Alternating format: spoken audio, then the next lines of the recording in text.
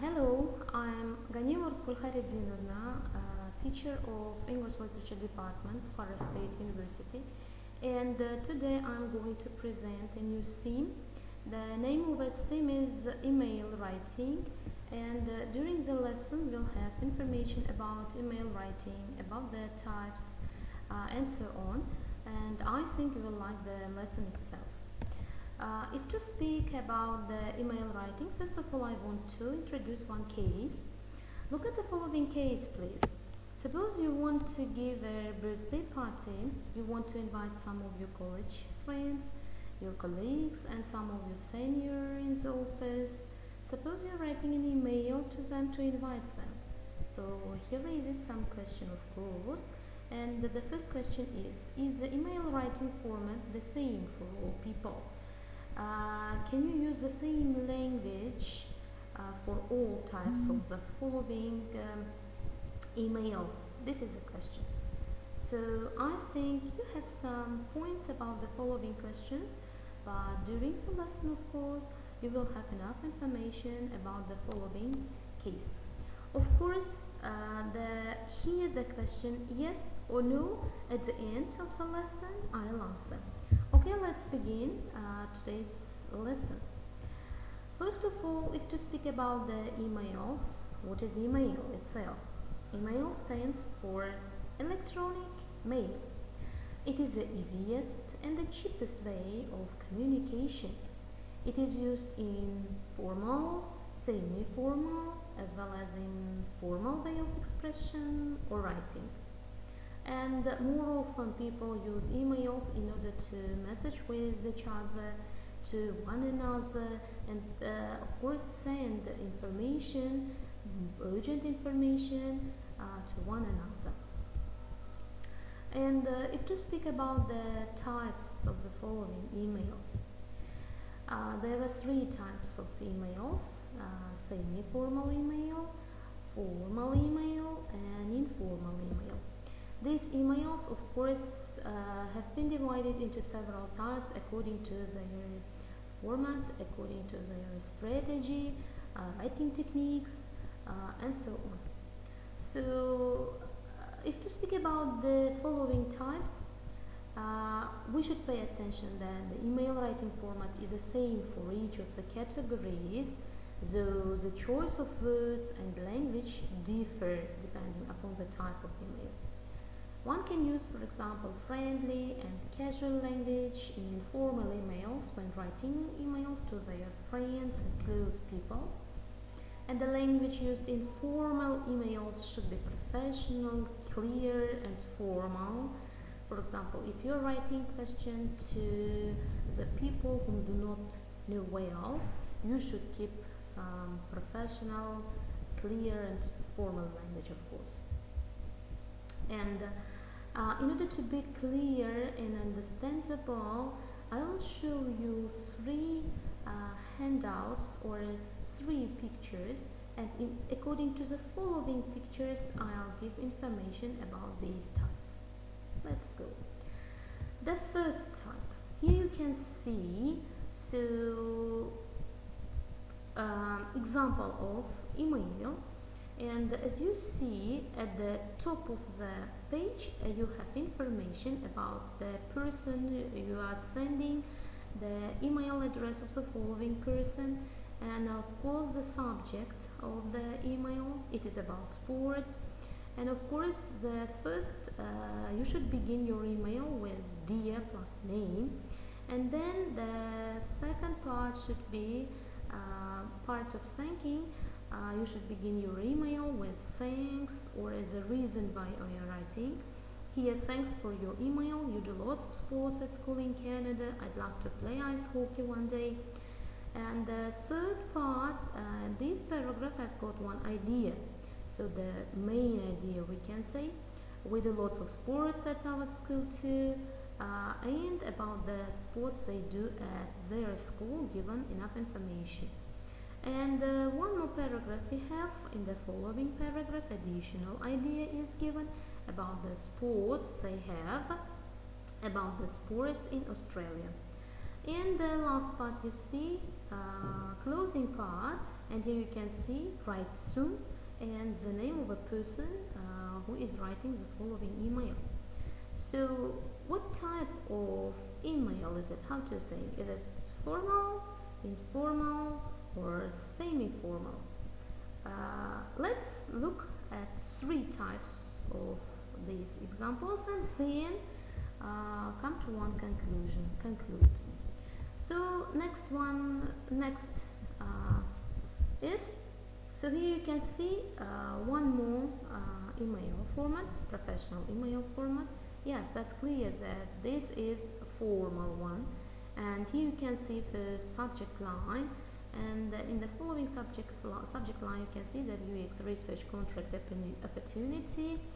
Hello, Amal is written, and I hope this message finds you well, and so on. Here is a reason, and this part is called salutation. In the following part, the person who is writing email is explaining why is that person writing the following email. The third part is body, and in the following body part, main points of the person who is writing the following email is given. And the fourth, closing, and as you see that this part is somehow broader, wider than the first email that I have shown you. There was only write soon, but here you can see that please tell me no if you're interested in this project, and we can set up some time to discuss the details further. I look forward to hearing from you, somehow broader. And the last part is signature, and here you can see sincerely, full name of the person, and of course the workplace or additional information about the following person is also included in the following email. Therefore, this is called formal email format, you see. And if to move to the next part, here you can see that this is also one format of email. So here you can see that the author of the following email is smithsteacher.com, the address of the email writer, and the subject is a deadline, and the first part, introduction part, is dear Mr. Smith, and in salutation the person is writing about the course. I'm writing to inform you that I will not be able to meet the English essay deadline. This is salutation. This is the reason of writing the following email. And the body part is the body part. Let me read it. The title of the English essay I should hand in by tomorrow is. I can punctuate the YM. I'm still working on it as I'm having problems with the correct use of punctuation marks. And the second one, I'd like to know if I could submit it next week. And here you can see conclusion part, and I look forward to hearing from you and thank you. And the last part is the concluding part is with kind regards, Chris Bennett. Okay, let's summarize this all three all these three emails. Pay attention. In the first one, the email is shorter than the rest two, and here you can see that all parts, the first part, dear Brad, second part, and the last part, right soon, shorter. And one more thing we should pay attention is that here formal words are not used. Formal style or semi-formal style are not used here. Here additional words like looking forward to or dear, besides dear, any other words are not used in order to show sympathy or closeness of the people. Therefore, this can be called as an informal type of email. And one more thing, we should pay attention.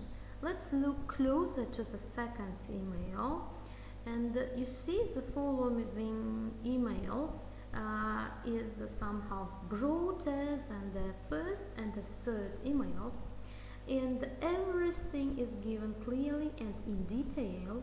If you look at the subject line, even here in the subject line, reading even the subject line, you can clearly get information about the type of email or about the email itself. If to pay attention to the first one, here you can see that only one word, sports, is used only.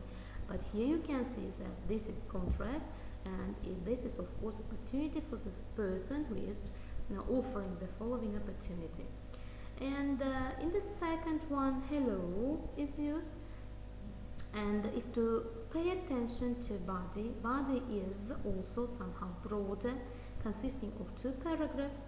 And in the following paragraphs we can see some somehow complicated sentences, not simple sentences here you can see, and of course compound sentences can also be used in the following email. And besides, you should pay attention that short sentences or fragments are not used in the following email. Here we can see full completed sentences. And the next part is closing. In the closing part you can see that this is not also short as write soon in the first email, and here you can see that this part also consists of two lines, and in the following line you can see that the person who is writing the following email is concluding the email itself and giving information that he is looking forward to the answer that the person is writing to him or her.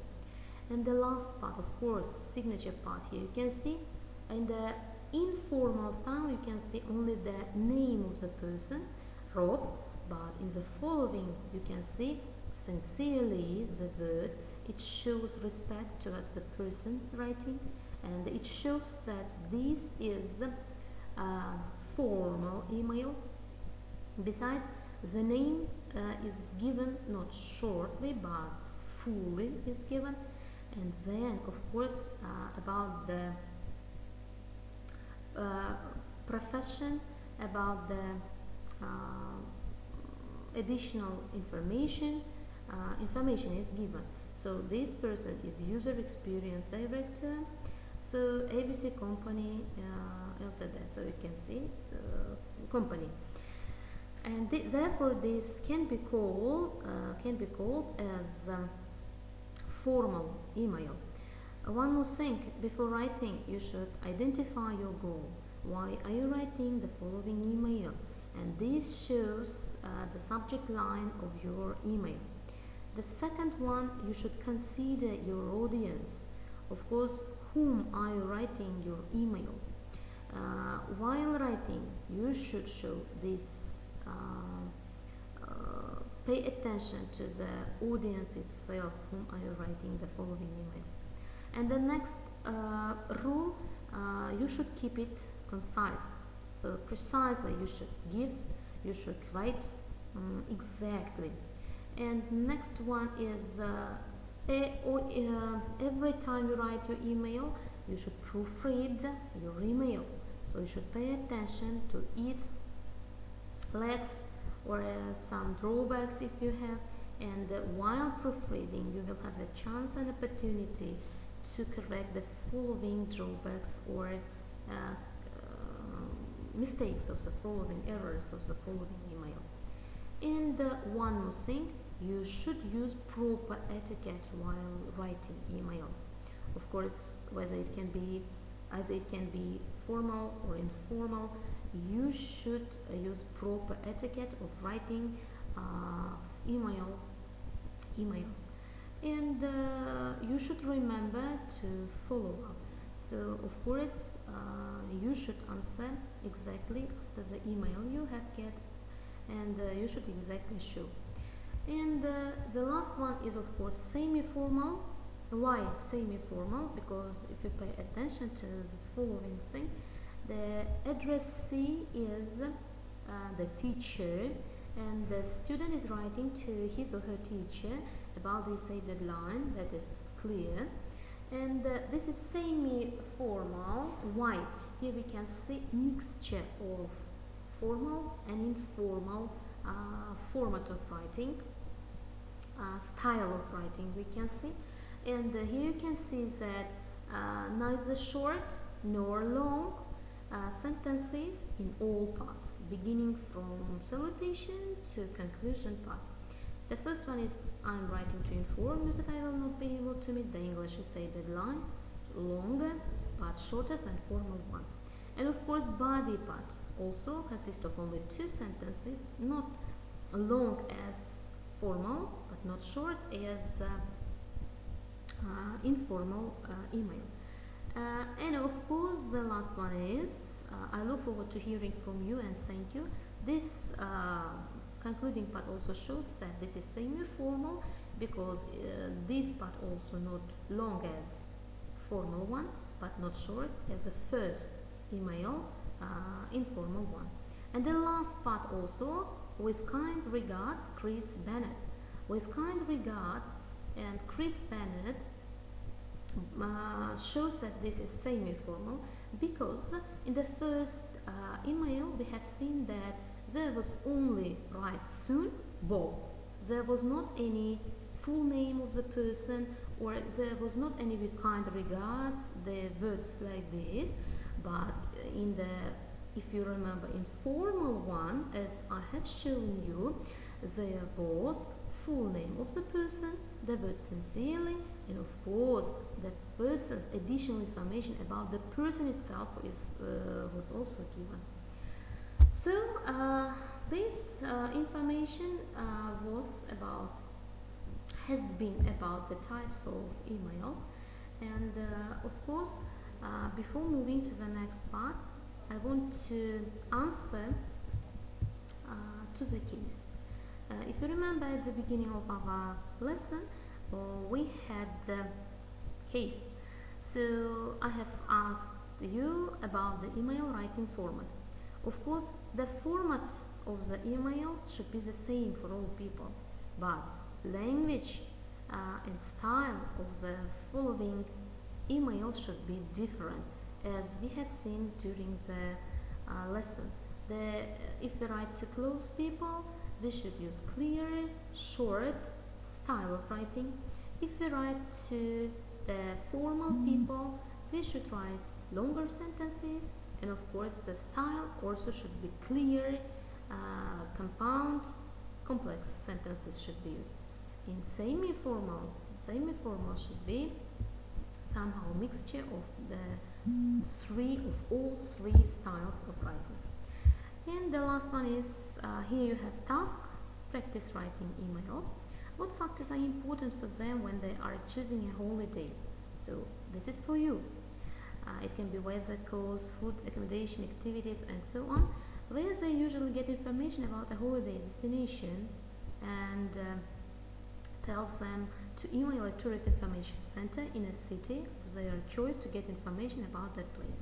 So your task is to write email to tourist information center in a city, and of course to get information about that place, about the destination you have chosen as a holiday, and additional information should be asked in your email. Thank you for your attention.